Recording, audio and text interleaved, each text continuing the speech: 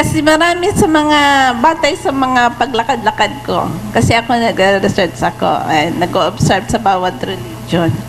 Marami ang mga religion na naniniwala may mga bawal kung anong bawal. Hindi ho ba ang ibinigay ng Diyos na utos ay mahalin mo ang Diyos, una sa lahat, pangalawa ang iyong kapwa-tao? Bakit po tumitingin tayo sa mga damit where in fact lahat po yan mauuwi yan sa abo? Hindi naniniwala ho ba kayo na ang tunay na hinahanap ng Diyos ay na ang malinis na puso, isip at gawa ng isang tao, hindi sa mga damit? Mali po. Ikinalulungkot ko po kapatid, mali po kayo dyan.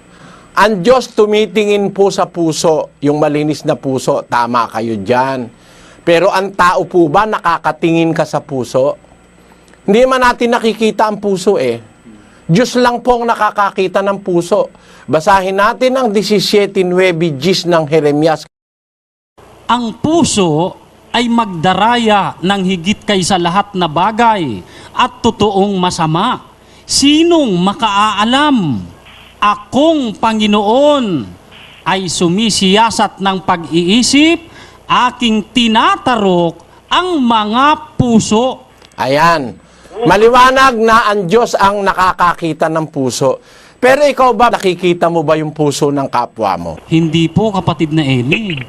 O kung hindi mo nakikita, alin ang nakikita mo? Hindi ba yung labas? Tama po yun, yung labas po ang nakikita ko. Pag nakikita mo yung labas, may asawa ka. Nakakita ka ng babae na ang damit two-piece, labas ang dibdib. Narurungisan ba ang puso mo o hindi? Opo, narurungisan po, kapatid na Eli. Babasahin mo yung 2 Pedro 2:14. Na may mga matang puspos ng pangangalo niya at hindi maaaring maglikat sa pagkakasala, na umaakit sa mga kaluluwang walang tiyaga, na may pusong sanay sa kasakiman, mga anak ng paglait. Pakibasa mo nga sa Bicol.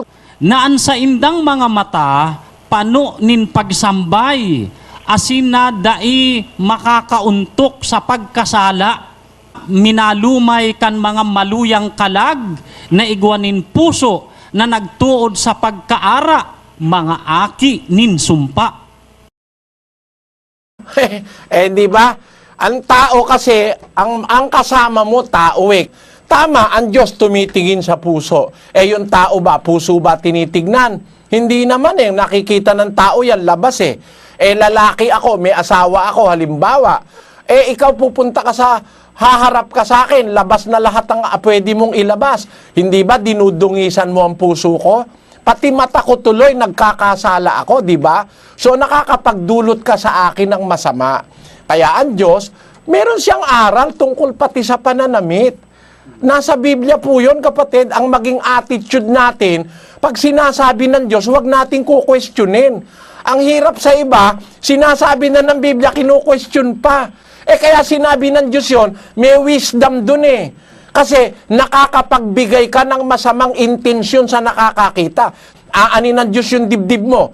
Pero yung lalaking mahilig, gustong-gustong makakita ng dibdib, sumasama pati puso niya. Hindi ba ganun yun? Basahin natin ang unang Juan 2:15 hanggang 17. Huwag ninyong ibigin ang sanglibutan, ni ang mga bagay na nasa sanglibutan. Kung ang sino man ay umiibig sa sanglibutan, ay wala sa kanya ang pag-ibig ng Ama. Sapagkat ang lahat na nangasa sanglibutan, ang masamang pita ng laman at ang masamang pita ng mga mata at ang kapalaluan sa buhay ay hindi mula sa Ama kundi sa sanglibutan. Ayun, di ba? Ang isa sa mga gawang masasama, yung masamang pita ng mata, tama? Tama po. Sasabihin natin, mauuwi lang lahat yan sa alabok. Mauuwi nga sa alabok yan, magiging abo. Pero pati espiritu mo, mapupunta sa impyerno. Bakit? Ginamit mo yung mata mo sa paninilip, sa paniningin ng kung ano-anong mahahalay. Masamang pita ng mata ang kinabuhayan mo sa buhay. O di ba? Meron mga tao mahalay ang mata, naninilip, namboboso, nanonood ng mga malalaswang panoorin. Bawal po ng Diyos yun eh. At pag sinabi na, hindi bawal yun. Dahil yun papunta sa alabok, ay pagka ganun ang katwiran natin, hindi tayo naniniwala sa Diyos. Pero kung naniniwala tayo sa Diyos, tinan nyo nga yung pare, nahalata nilang masama ang nangyayari sa kanilang simbahan, nagpalabas sila ng bagong utos. Ngayon lang nila nilabas ito. 2,000 taon na ang Iglesia Katolika. Ngayon lang nila naintindihan yung sinasabi ko na pati sa damit, dapat may disiplina. Hindi pwedeng pupunta ka sa simbahan, labas ang suso mo. Kasi pati yung nagsisimba, maiistorbo mo. Siyempre, hindi bale kung puro bading yung nandun. Kung puro bakla, kahit ilabas mo lahat ng ilalabas mo, wala silang pakiramdam doon, Brad Roland? Wala sila noon. Pero, pagka ang ilalabas mo lalaki makakakita, maiistorbo mo, nakakagawa ka ng kasalanan para yung kasalanan magawa rin ng iba, nagdadamay ka pa. Basahin natin yung issue na ini-issue ng Roman Catholic Church nito lang nakaraang Hunyo 26. Ito po, Philippine Church issues dress code. The Roman Catholic Church in Manila has laid down a dress code after parishioners complained they were being distracted by women in skimpy clothing and men wearing sports jerseys. The Manila Archdiocese in the predominantly Roman Catholic country issued guidelines recently to all churches in Manila. Among the clothing items declared inappropriate for men are baseball caps, sports jerseys, undershirts, and shorts. For women, tank tops, spaghetti straps, skimpy shorts, sleeveless shirts or blouses with plunging necklines are out. Assistant Minister of the Manila Archdiocese, Father Godwin Tatlonghari, says it was the parishioners themselves who complained about people in inappropriate clothing. Ngayon lang nila ginawa yan. Tagal-tagal lang nasa Biblia niyan Pagkatapos sasabihin natin yung para yung aral ng Biblia, baliwala. Ayan na nga itsura Sila na mismo nagko-complain na nagsisimba sila, naiistorbo sila nung kung ano-ano dinusuot ng babae nila. O yan ba, gawa-gawa ko? Huwag kayong magagalit sa akin, mga kababayan. Ang binabasa ko sa inyo, nasa Biblia, nasa dyaryo, nasa kasaysayan, hindi po ako nagsasalita ng wala akong batayan. Ibig sabihin, talagang tama ang Diyos na ayaw niya tayo na gumawa nung ikakapagkasala ng iba. It can offend others. Sasabihin natin, wala naman kwenta sa Diyos yung pananamit. Meron po. Kung ang Diyos man ay tumitingin sa puso, ikinukonsider niya yung mga tao na ayaw niyang ang tao magkasala rin. Ang Diyos, kahit ano makita sa'yo, magkakasala ba yun? Wala namang interes sa'yo yun. Pero, yung kapwa mo tao na kasama mong naglilingkod sa Diyos, lalo na sumasamba ka, sumisimba ka, ang naiisip puro kagaguhan dahil dyan sa itsura ng suot mo, wag natin sabihin walang kinalaman yan. Mula pa po ng una, may kinalaman na yan. Alam nyo kapatid, kung minsan kaya lang natin nasasabi yan, hindi kayo tinuruan ng Biblia Pakinggan nyo, sa panahon pa ni Moises, batas na yan 22:5 ng Deuteronomio. Ang babae ay huwag mananamit ng nauukol sa lalaki, ni ang lalaki ay magsusuot ng pananamit ng babae, sapagkat sino mang gumagawa ng mga bagay na ito ay karumal-dumal sa Panginoon mong Diyos. Ayan, hindi ba yan batas ng Diyos sa Israel? Sasabihin ba natin marunong pa tayo sa Diyos? Walang kwenta sa Diyos yan. Ang Diyos nga may sabi niyan hindi ba? Hindi po tama yung pangangatwira na yung iniisip natin, ikakarga natin sa Diyos. Mayroon pong sariling kaisipan ng Diyos at yung isip niya po mas malawak kaysa sa atin. He has a broader mind than we have. Pag sinabi niya, may dahilan yon. Pag sinabi niya, may katwiran yon.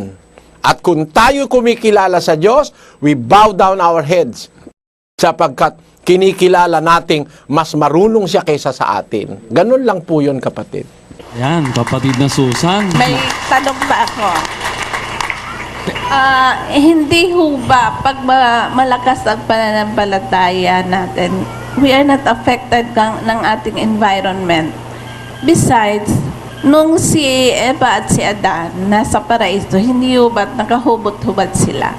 Nagkaroon lang sila ng takot at pagkahiya sa sarili nila nang sila ay magkasala. Alam nyo kapatid, ganito po yung sagot ko sa inyo. Alam ko, curious kayo and I appreciate that na ganyan ang tao na talagang naghahanap ng katotohanan, yung katwiran. Una, ang sagot ko po, kaya po sila hubot-hubad, dalawa lang sila mag-asawa pa. Kahit po kayong mag-asawa ay magkahubot-hubad sa kwarto, wala naman kayong kasalanang nagagawa, mag-asawa po kayo Ganon din yung dadalawa lang naman po sila, wala namang makakakita sa kanila. Kahit makita naman ng ahas si Eva, hindi naman magnanasa yung ahas na pumasok siya sa lungga. Hindi ba ganon yun? Ang ganda na. Ang ganda na. Oo nga po. Dadalawa naman sila Pero alam nyo po ba, kapatid?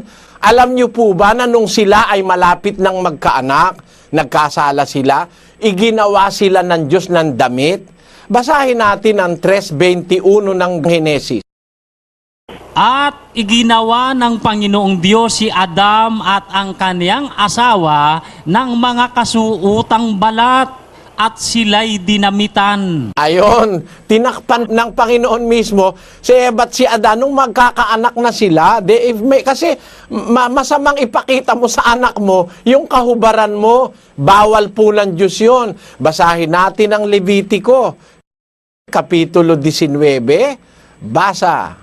Ang kahubaran ng iyong ama o ang kahubaran ng iyong ina ay huwag mong ililitaw. Siya ay iyong ina. Huwag mong ililitaw ang kahubaran niya. Ang kahubaran ng asawa ng iyong ama ay huwag mong ililitaw. Yaon nga'y kahubaran ng iyong ama. Ayan, kaya immoral para sa Diyos yun na ililitaw mo yung kahubaran ng nanay mo, tatay mo, o kaya yung asawa ng tatay mo. Kasi yung asawa ng tatay mo, madrasta mo, halimbawa, hindi mo dapat na ililitaw ang kahubaran nun. Mahalay po sa Diyos yan. At miski naman sa konsyensya natin, ako yung aking mga anak, hindi nga ako makapagpakita sa mga anak ko na nakabrief.